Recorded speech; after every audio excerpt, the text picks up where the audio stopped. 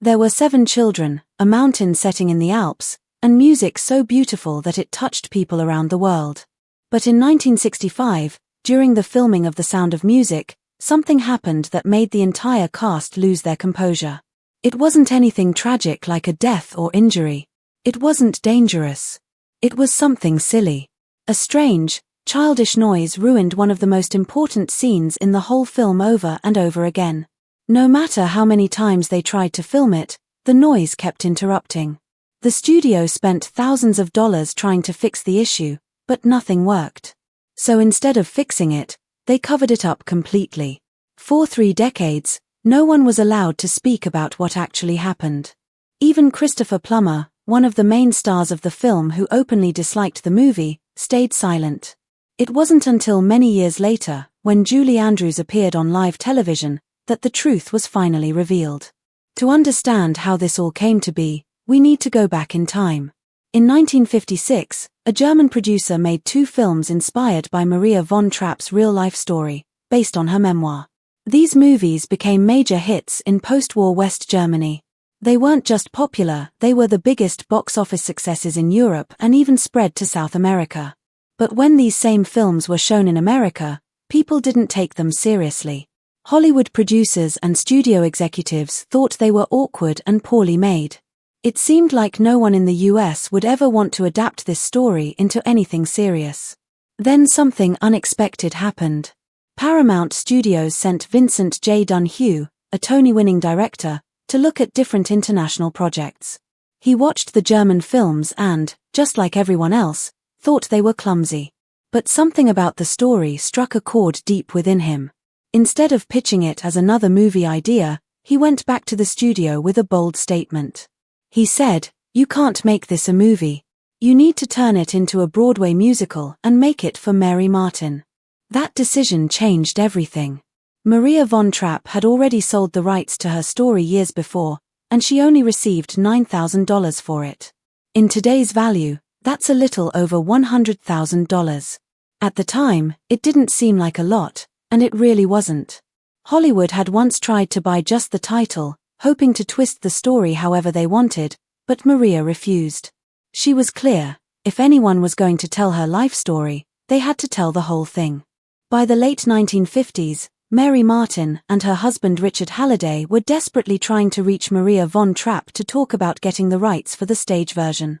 But they couldn't find her. Maria was far away, doing missionary work in Papua New Guinea with a priest named Father Wozner. Every time she and Wozner arrived at a new mission, they'd find a pile of letters waiting, letters from that persistent American couple. Maria kept tearing them up without reading them. She wasn't interested in show business.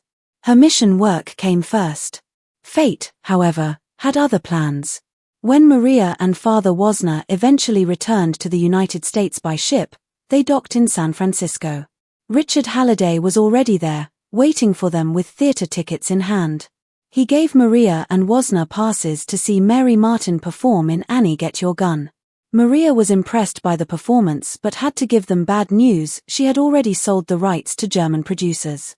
Still, she told them they could try their best to make something out of it. That chance would soon become history. Originally, the plan was to use authentic Austrian folk music in the stage version, with just a few new songs added by composers Richard Rodgers and Oscar Hammerstein. But when they were asked to write just 1 or 2 songs, Rodgers and Hammerstein refused. They didn't want their Broadway style to be mixed with old European folk songs. They gave the producers a tough choice: let us write the entire score or we walk away. The producers decided to wait while the duo finished their other project, Flower Drum Song. That decision was the right one. The show opened on Broadway on November 16, 1959, with Mary Martin and Theodore Bikel in the lead roles. It cost $400,000 to produce, but ticket sales reached an astounding $232 million. The musical ran for 1,443 performances. Mary Martin missed only 1 show in that entire run. Less than a year later, in June 1960, the film rights caused a huge bidding war among studios. In the end, 20th Century Fox won the rights by offering $1.25 million, more than $13 million in today's money. The studio was in serious trouble at the time. Their last big movie, Cleopatra, had nearly destroyed them financially. The risk they were taking on The Sound of Music was huge. But they believed in the project. The deal also included a clause that if the film made more than $12.5 million, the writers would get 10% of the profits. Howard Lindsay, one of the writers, thought that was laughable. No movie had ever made that much. He was about to be proven very wrong. Casting Maria von Trapp in the movie version wasn't easy either. Julie Andrews was crushed when she was passed over for the role of Eliza in the movie version of My Fair Lady. That part went to Audrey Hepburn instead. Hollywood believed Julie Andrews looked too plain to be a movie star. But director Robert Wise saw something special in her. He managed to watch an early, unfinished version of Mary Poppins and turned to the screenwriter and said, "Let's sign her now before someone else does." Julie agreed to do the movie for a flat fee of $225,000, which is about $2.28 million today. She didn't get royalties or a share of the profits. That flat paycheck was all she ever received. Meanwhile, Mary Martin made over $8 million from her time on stage. Fox would later realize that not offering Julie a share of the profits was a major mistake. When Julie Andrews won the Oscar for Mary Poppins, she made a point of thanking the man who had rejected her, Jack Warner. Casting Captain Von Trapp wasn't any easier. Christopher Plummer said no to the role several times. He thought the part was boring and had no depth. He even wrote a letter demanding better lines, more passion, and a personal song that would reveal his feelings for Maria. Robert Wise tried casting other stars like Sean Connery, Richard Burton, and Bing Crosby, but none of them felt right. Eventually, Wise flew to London and convinced Plummer to accept the role on the condition that he could reshape the character. Even then, Plummer disliked the project. He referred to it as the sound of mucus. He drank heavily during filming and even admitted that he was drunk during the family's final performance scene. Despite that, Julie Andrews' salary remains one of Hollywood's biggest miscalculations. The movie made over $286 million worldwide, and she never saw another dollar from it. Not everyone who auditioned got a role. Mia Farrow tried out 3 times for the part of Liesel. She was 20 at the time, but the director's notes said she lacked energy and couldn't dance well enough. Ironically, Charmian Carr, who got the part, was actually 21 older than Mia but had more of the charm they were looking for. Being turned down ended Mia's musical path, but it eventually led her to star in Rosemary's Baby. Other hopefuls included Kurt Russell, Patty Duke, and Terry Garr. Nicholas Hammond, who was just 15, landed the role of Friedrich. He would later become the first live-action Spider-Man in 1977. The rest of the Von Trapp children were selected through long auditions, and they developed a genuine bond that lasted for decades. Even long after the film, they stayed close. Julie Andrews and Christopher Plummer remained in touch with them for life. 4 years, Gone with the Wind had the highest box office earnings. For nearly 3 decades, no other movie could beat it, not during wars, not during the golden age of film, and not during the rise of television. Then came The Sound of Music. In November 1966, just 18 months after its release, it passed Gone with the Wind with $286 million in box office revenue. That figure isn't adjusted for modern ticket prices either, it was real money spent by real people at the time. This wasn't just a fluke. People were buying tickets again and again. Musicals had never looked this powerful. The film wasn't just about earnings. It sold 283 million tickets around the world. That means nearly 1 in every 12 people alive back then watched it. Even those who didn't speak English were singing along. From Europe to Asia and Africa, people connected to the same music, the same story. There were no viral campaigns, no streaming platforms, no online advertising. It spread only by word of mouth and people returning to theaters. The film became more than entertainment. It became a global event. It connected people everywhere. Everyone seemed to know the tunes, even if they didn't understand the words. When award season came, The Sound of Music won 5 Oscars: Best Picture, Best Director, Best Sound, Best Editing, and Best Score. That year was filled with emotional dramas like Dr. Zhivago, But it was this joyful musical that won over critics and the Academy. Robert Wise, who had already won for West Side Story, proved again he was a master of musicals. Every part of the film worked together beautifully: the sound, the pacing, the emotion. For a genre that was often dismissed as light entertainment, The Sound of Music convinced people that musicals could be serious art.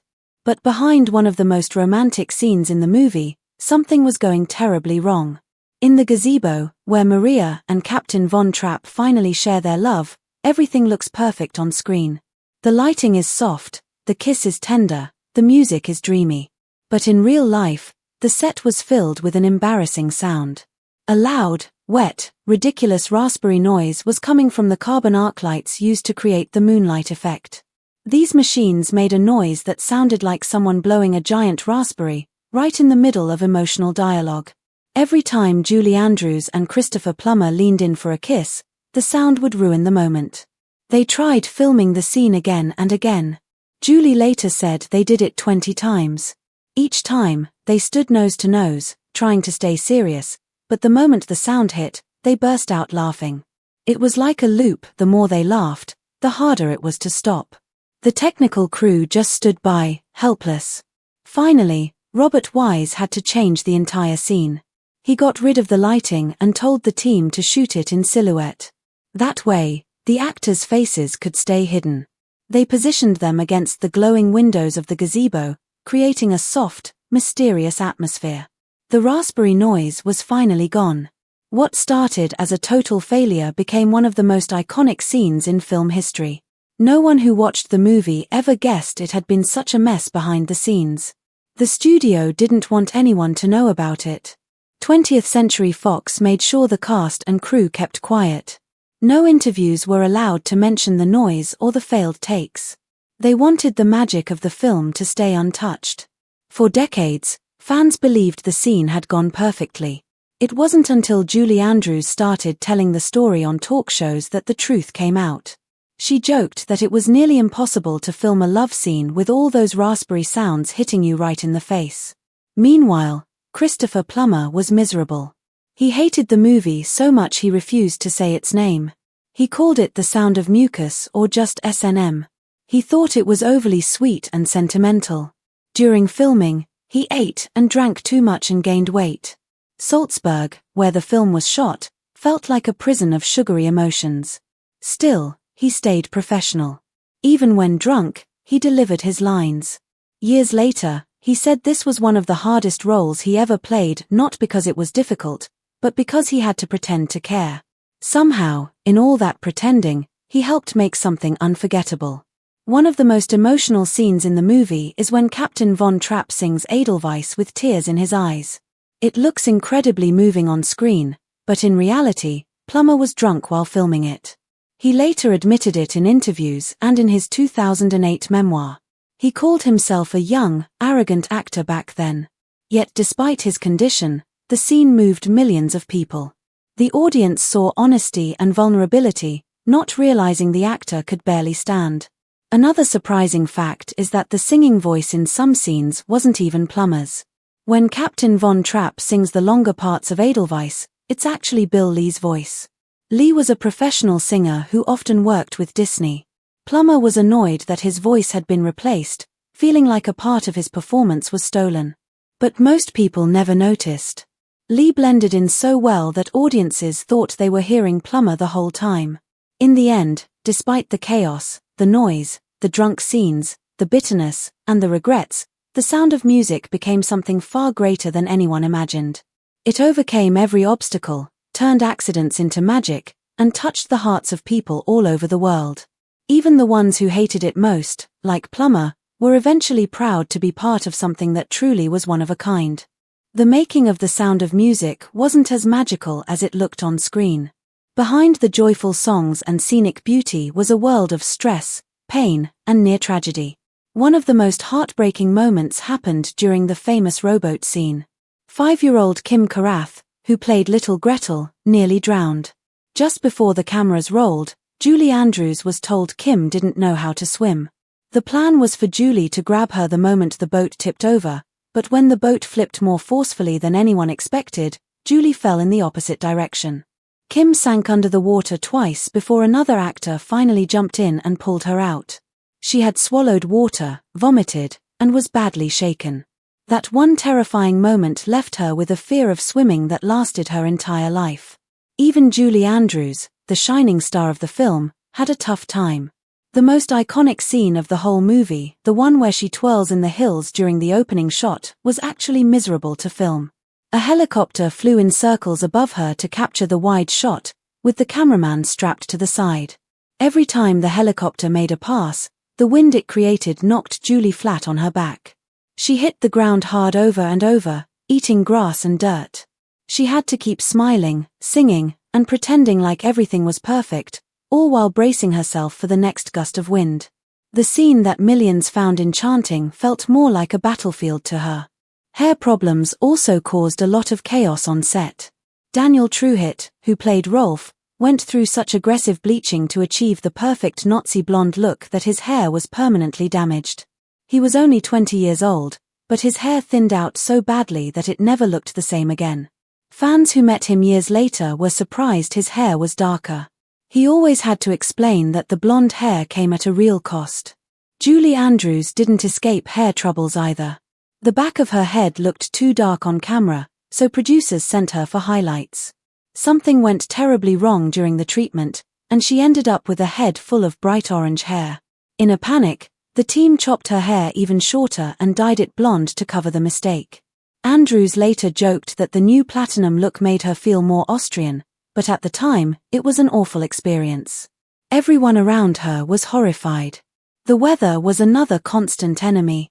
Nicholas Hammond, who played Friedrich, said it was the worst spring Salzburg had seen in 50 years. Rain poured almost every day, turning the beautiful filming locations into soggy messes. To fake the sunshine, the crew used giant arc lights, hoping audiences would never notice. But the never-ending delays created other problems too. The child actors started growing up right in front of the camera. One of them lost all her baby teeth, so she had to wear fake ones for consistency. Hammond himself grew nearly a foot during the long shoot, from 5 feet 3 inches to almost 6 feet tall. In some scenes, he had to go barefoot just to avoid looking taller than his older siblings. What was meant to be a bright, sunny musical had turned into a cold, rainy struggle for everyone involved. The film itself, beloved by millions, also hides some uncomfortable truths. It's seen as a wholesome, heartwarming classic, but it glosses over a lot of serious history. Critics have long pointed out that the Nazis are portrayed as little more than cartoon villains. The real horrors of that time, persecution, terror, and genocide, are barely mentioned. While the movie is filled with joyful music and family moments, real Jewish musicians were being silenced, banned, or forced to flee for their lives. Famous conductors like Otto Klemperer and Bruno Walter had to escape. Music written by Jewish composers was forbidden.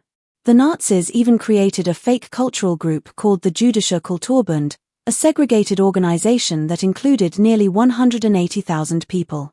But the film skips all of that and instead paints Austria as an innocent victim, while romanticizing the setting and ignoring the suffering already taking place. One of the most dramatic moments in the film is the family's escape across the Alps.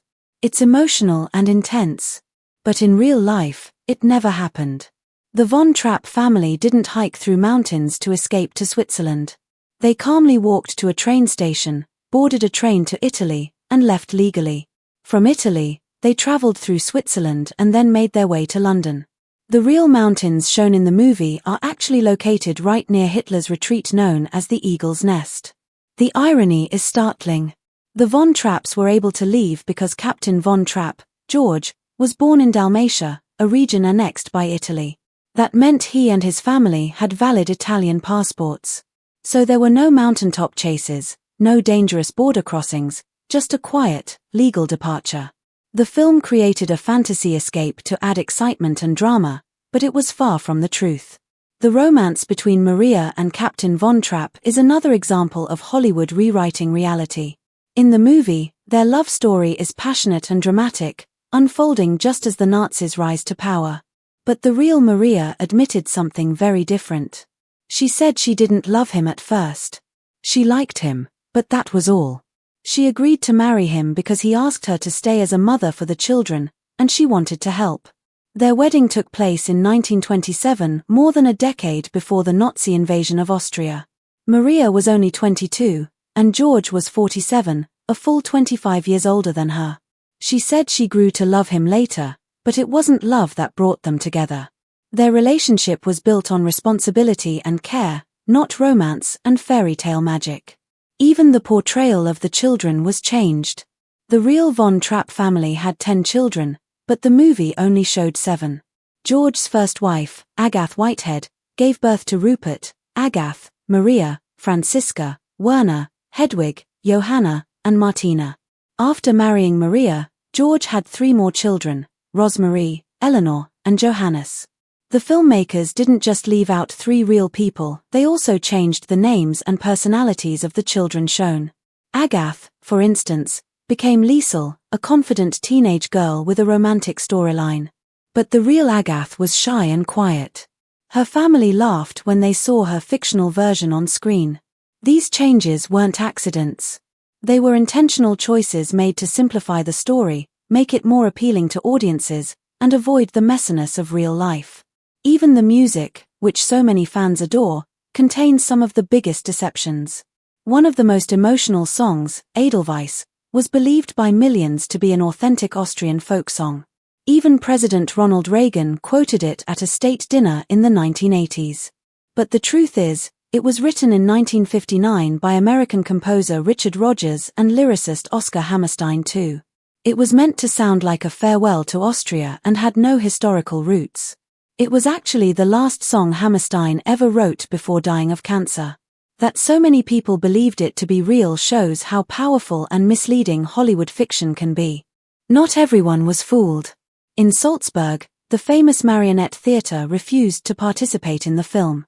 The producers wanted to use their puppets for the lonely goatherd scene, but the theatre said no. Their reason?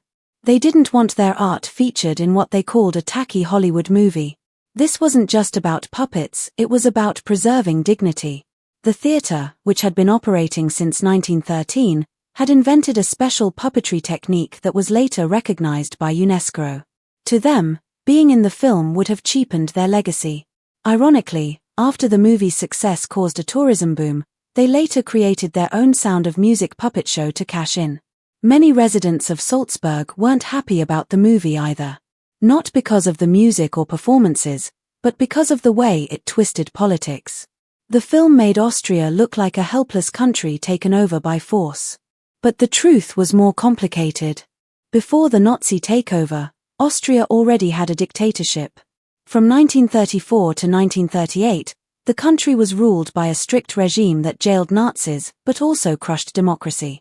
That part of history was completely left out. Instead, the movie gave viewers a black and white story of good versus evil. For the people of Salzburg, this felt like a betrayal of truth. Actor Nicholas Hammond later said the townspeople didn't want the film crew there. They refused to help with the production. Their real history had been flattened into a simple fairy tale. Maria von Trapp, the real woman behind it all, was also pushed to the side. The film was based on her 1949 memoir The Story of the Trapp Family Singers, but she had sold the rights to German filmmakers in the 1950s without realizing she was giving up all control. When Hollywood bought the rights, she had no say in how her life was portrayed. She made no money from the American film and wasn't even seriously consulted during its making. To make it worse, she wasn't invited to the premiere in 1965. When she asked if she could attend, they told her all the seats were taken. Imagine watching your life turned into a global sensation without being allowed into the room. Julie Andrews may have seemed flawless on screen, but off camera she was anything but passive. She quickly developed a reputation for being a perfectionist. But not in a selfish way. Julie was deeply concerned about the film turning into something too sugary and unrealistic. She was constantly asking the director and her co-star, Christopher Plummer, "How do we make this feel real?" She didn't want the movie to become a cute fantasy with no substance. Even though she had just starred in Mary Poppins, Julie didn't act like a newcomer. She had strong ideas and opinions. She wanted Maria's relationship with Captain von Trapp to feel honest, not just charming. Her efforts shaped the tone of the film and made sure it didn't lose its emotional core. It wasn't about showing off, it was about keeping the story grounded. While Julie was focused on authenticity, the studio had a different worry: money. The budget was set at $8.2 million, already a large amount at the time. But filming delays caused by Salzburg's non-stop rain made costs soar. The shoot was supposed to last 6 weeks but ended up taking 11. That meant paying for more hotel stays, more meals, more wages. Everything increased. The crew of over 250 people often sat around doing nothing, just waiting for the rain to stop. Equipment got soaked, people were freezing, and morale was low. Fox had already been financially bruised by the film Cleopatra, and now The Sound of Music was starting to look like another disaster. Executives were terrified. Some even whispered that the film might destroy the studio completely. Long before director Robert Wise took over, another famous director had been lined up to make The Sound of Music, William Wyler. In early 1963, he was so committed to the film that he even gave up his seat on Fox's board to avoid conflicts. But from the beginning, he didn't feel right about the project. He didn't like the stage version. He thought the songs didn't fit naturally into the story. And he had another personal problem: he was losing his hearing, which made directing a musical even harder. His wife could see it clearly. He wasn't excited about the project at all. When producers offered him a new film, The Collector, based on a dark psychological novel, Wyler saw his chance. He asked Fox to let him go from The Sound of Music. Officially, the excuse was scheduling conflicts, but in truth, Wyler had run in the opposite direction. That's how Robert Wise ended up stepping in late in 1963 to take over the troubled production. From near drownings to historical rewrites, behind every joyful moment of The Sound of Music was a world filled with pain, fear, confusion, and hard choices. The movie became a worldwide success, but the truth behind it remains far more complex than the story shown on screen.